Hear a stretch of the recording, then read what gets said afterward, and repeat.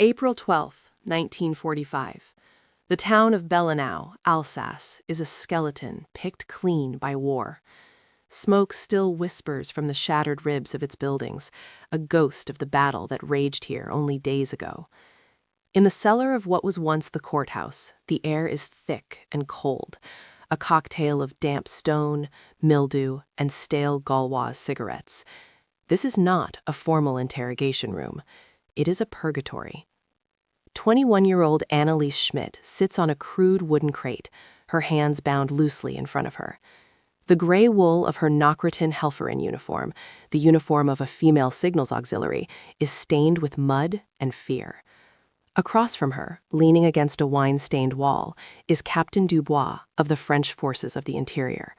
He is a man carved from hardship, his face a roadmap of sleepless nights and bitter resolve, a captured German Luger tucked into his belt. The only light comes from a single hurricane lamp that casts long, dancing shadows on the walls, making the small space feel alive and hostile. Two of his FFI fighters stand by the door, their expressions unreadable. One cradles a British Sten gun, the other a German Mauser Kar 98K, a spoil of war. Anneliese can hear every sound amplified in the silence, the drip of water from a cracked pipe, the scuttling of a rat in the darkness, the rough scrape of Dubois' unshaven chin as he studies her. He takes a long drag from his cigarette, the orange tip glowing like a malevolent eye. "You were at the radio post in the old post office," he says, his voice a low gravel. It is not a question. "For 3 months. You monitored Allied transmissions. You also relayed messages for the Gestapo." Anneliese flinches at the word. "No, I worked for the Wehrmacht. I routed military communications. That was all." Her voice is thin, a mere thread in the oppressive quiet. Dubois pushes himself off the wall and takes a step closer. The lamplight catches the worn tricolor armband on his sleeve. "On March 28th, a message was sent from that post. It identified the location of a farmhouse south of here, a safe house. My men were there. The SS arrived an hour later." He lets the words hang in the air, each one a hammer blow. He is close enough now that she can smell the wine on his breath. 7 of my people were executed. A woman, 2 boys. They were not soldiers. They were patriots. Anneliese shakes her head, her blonde hair matted with dirt, falling across her face. "I never sent such a message. I never would. I was a telegraph operator, a switchboard. I connected calls. I didn't listen to the content. It was forbidden." She looks from his hardened face to the impassive guards. "There is no mercy here. You are in a place beyond the Geneva Convention, a place where justice is swift, raw, and personal. The rules of engagement have been replaced by the rules of revenge." Dubois smiles, but it is a chilling, empty gesture. "Forbidden. The Germans had many things that were forbidden, mademoiselle. It did not stop them." He reaches into his coat and pulls out a charred piece of paper, a fragment of a logbook recovered from the wreckage of the post office. He holds it up to the light. "Your handwriting, I believe?" He points to a series of logged call signs and time codes. Her name, Schmidt, is scrawled at the bottom of the page for that day's duty roster. It is her log. She recognizes it instantly. A cold dread, colder than the cellar walls, creeps up her spine. "Yes, that is my log sheet, but it only shows routine military traffic. Signal checks, supply requisitions, nothing about a farmhouse, nothing." Her voice cracks, desperation clawing its way into her throat. She remembers that day, the constant chatter on the lines, the pressure, the exhaustion, but she cannot remember anything like what he describes. It's a blur of static and Morse code. "The message was sent in a code we hadn't seen before," Dubois continues, his tone deceptively calm. "Sent during your watch, from your post, by the woman whose name is on the duty log." He folds the paper carefully and tucks it back into his pocket. He is the prosecutor, judge, and jury, all in one. The evidence is circumstantial, born of chaos and suspicion. But here, in this cellar, it is enough. It is more than enough. He turns his back to her and walks towards the door, the finality of his movement sucking the last bit of hope from the room. "We have heard enough," he says to his men, not to her. He doesn't look at her again. It is as if she is already gone. "Take her to the clearing by the old quarry. It will be done at dawn." Anneliese's breath catches in her chest. The clearing. Everyone in the town knew what happened in the clearing. It was where scores were settled, where collaborators and spies met their end against a line of poplar trees. The guards move towards her, their boots heavy on the stone floor. The sound is a death knell. The reality of her situation crashes down upon her, not as a wave, but as a physical weight, pressing the air from her lungs. This isn't a mistake that can be corrected. This is the end. The pre-dawn air is sharp and carries the metallic tang of damp earth and wood smoke. It feels abrasive in Annalise Schmidt's lungs. As the heavy cellar door groans open, the gray, washed-out light of the coming day is a physical shock after the suffocating darkness below. Her guards, the same two FFI men from the interrogation, pull her roughly to her feet. Her muscles ache with cold and tension. They do not speak as they lead her up the crumbling stone steps and into the skeletal remains of Bellenau's town square. The walk has begun. Every step is a countdown. Every cobblestone beneath her worn leather boots is a station of the cross on a journey she never imagined taking. The town is stirring, its long-suffering inhabitants emerging from their homes like insects from beneath a lifted rock. They stop and stare. Their faces are a gallery of war-weary emotions, curiosity, vacant pity, and for some, a burning, undisguised hatred. She can feel their eyes on her, stripping away her dignity, branding her a traitor, a murderer, a Boche. An old woman in a black shawl spits on the ground as she passes. A young boy, no older than 10, picks up a stone, but his father puts a hand on his shoulder and pulls him back. They see the uniform, the symbol of 4 years of occupation, of lost sons and husbands, of hunger and humiliation. They do not see a 21-year-old girl who dreamed of being a librarian, who was conscripted into the Signal Corps because she was good at languages. They see an enemy who is finally getting what she deserves. You try to imagine her terror, the feeling of 1,000 hostile eyes, the crushing weight of a collective verdict passed down by a people starved for justice. Her guards push her forward, their grips on her arms like iron bands. They move past the twisted metal of a destroyed Panzer IV tank, its blackened hull serving as a grim monument in the center of the square. They pass the bakery, its windows boarded up, and the church, its steeple sheared in half by an artillery shell. As they leave the last of the town's buildings behind, the path turns to mud, a viscous, greedy mud that sucks at her boots. They are heading east, towards a line of dark woods that looms on the horizon. The clearing, the quarry. Her heart hammers against her ribs, a frantic bird trapped in a cage. Her mind races, desperately searching for an escape, an explanation, a miracle. She replays the interrogation, Dubois' cold eyes, the charred logbook. Could she have missed something? Could a message have been sent through her switchboard without her knowledge? Was she just a convenient scapegoat? The questions are a torment, but they are pointless now. The verdict has been rendered. The sentence is being carried out with every squelching step through the French countryside. The air grows cooler as they approach the woods. The trees, mostly poplar and birch, stand like silent sentinels, their bare branches clawing at the pale sky.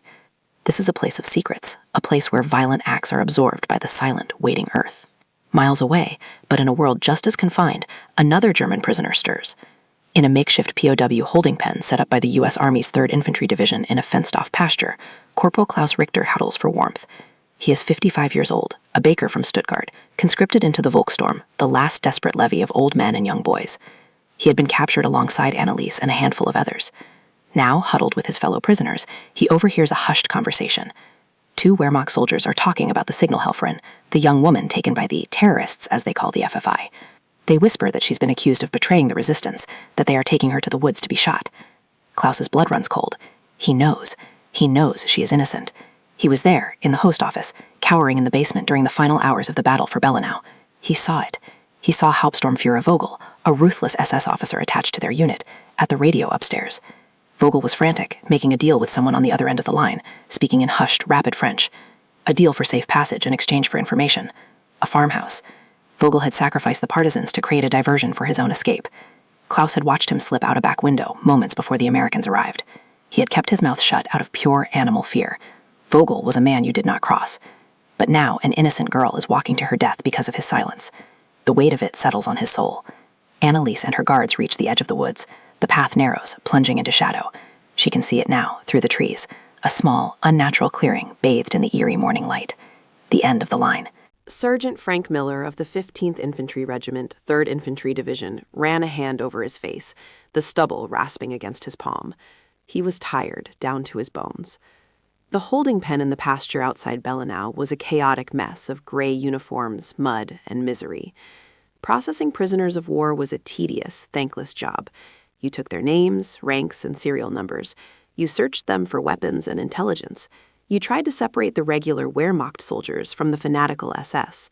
It was an administrative nightmare conducted in the middle of a war zone. Miller, a former factory foreman from Ohio, was a man who appreciated order, and this was the furthest thing from it. His M1 Garand was slung over his shoulder, a familiar, comforting weight. He just wanted to get these men sorted and shipped back to the rear echelon so he could get a hot meal and maybe an hour of sleep that wasn't interrupted by artillery. A young private, barely 19 and with fresh-faced panic still in his eyes, approached him hesitantly. "Sarge, there's an old crowd over there, says he needs to talk to you. Urgent," he says. Miller sighed. "Urgent? They're all urgent, kid. They urgently want a cigarette. They urgently want to know if we're going to shoot them. Tell them to get in line like everyone else." The private nodded but lingered. "He's different, Sarge. He's really worked up. He says the French are about to shoot one of the women prisoners, says she's innocent." Miller stopped what he was doing and looked over at the line of dejected men. He saw him, an older man, thin and gray-faced, twisting a threadbare cap in his hands, his eyes wide with genuine fear. Miller had seen enough fabricated stories and desperate pleas to last a lifetime, but something in the private's tone, something in the old man's posture, felt different. "All right, bring him over," Miller grumbled, gesturing with his head toward a slightly quieter spot near a Willys Jeep. Klaus Richter was half-dragged, half-led to the sergeant. He started speaking before he even stopped, a torrent of panicked, broken German mixed with a few English words. Miller held up a hand. "Whoa, slow down. Hey, Schmidt," he called to another private who spoke some German. "Get over here. Translate." With Private Schmidt acting as an intermediary, Klaus's story tumbled out. He spoke of the post office, of Hauptsturmherr Vogel, the SS officer. He described Vogel's manic energy. His fluent French whispered into the radio headset. He repeated the words he had overheard: La ferme au sud, the farm to the south, un passage sûr, a safe passage. He told them how Vogel had ripped a page from the logbook, the page before the one Anneliese had signed, and burned it in a metal trash can before escaping out the back. He was making a deal, Klaus insisted, his voice trembling. He gave them the partisans to save his own skin.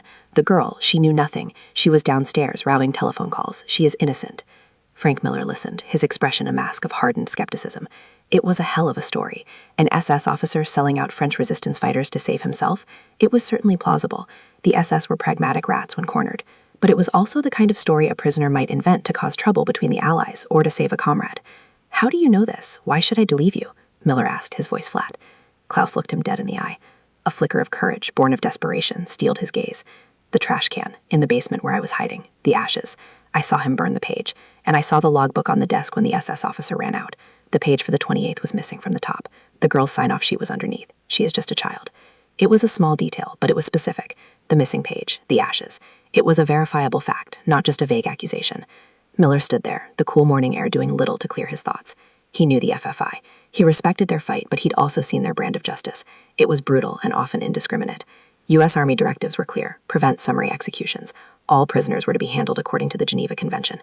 But intervening meant confronting an armed Allied force on their own soil. It meant potentially starting a firefight with the very people they had just liberated. It was easier to look the other way. It was easier to process the prisoners he had and let the French handle their own affairs. He looked at Klaus, a broken old man who had found the courage to speak up. He thought of the unseen woman walking to her death in some godforsaken patch of woods. He had seen too much death, too much senseless killing. This felt different. This felt wrong. He made a decision. "Damn it," he muttered under his breath. He turned to the young private. "Get in the Jeep. You too," he said, pointing to another rifleman. "You are driving. Kid, you show us where these woods are." He looked back at Klaus. "You better be telling the truth, old man." Miller slung his Garand into a ready position and vaulted into the passenger seat of the Jeep. The engine roared to life, spitting mud as it lurched forward. He didn't know if he was racing toward a rescue or an international incident. He just knew he had to try.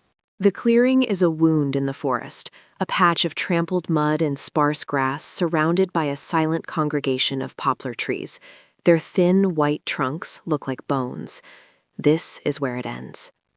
Anneliese is pushed forward until she stands before a single thick post driven into the earth. Her hands are untied. only to be pulled behind her back and bound tightly to the splintered wood. The rough rope bites into her wrists. She can feel the damp, cold wood against her spine. The sky above is a canvas of flat, unforgiving gray. A gentle breeze whispers through the leaves, a sound that should be peaceful but is now filled with a terrifying menace. Across the clearing, perhaps 20 paces away, 5 FFI men stand in a line, a firing squad. They hold their assorted rifles, Mausers, a French MAS-36, an old Lebel, with a practiced stillness. Captain Dubois stands to their side, a field cap pulled low on his brow.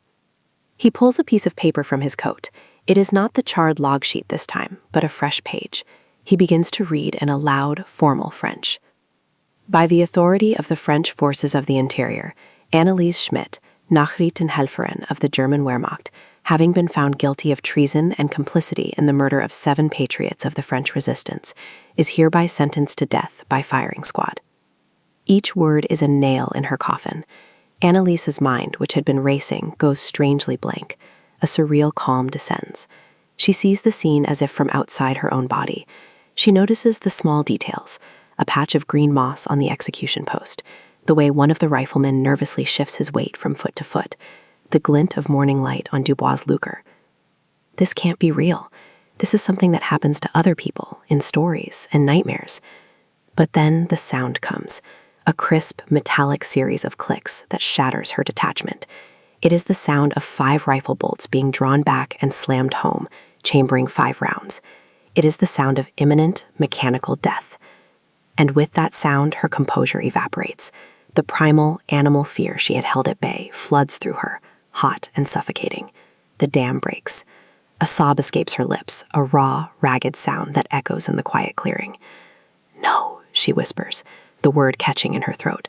Then louder, her voice shaking, cracking with desperation. "No, please. I didn't do it.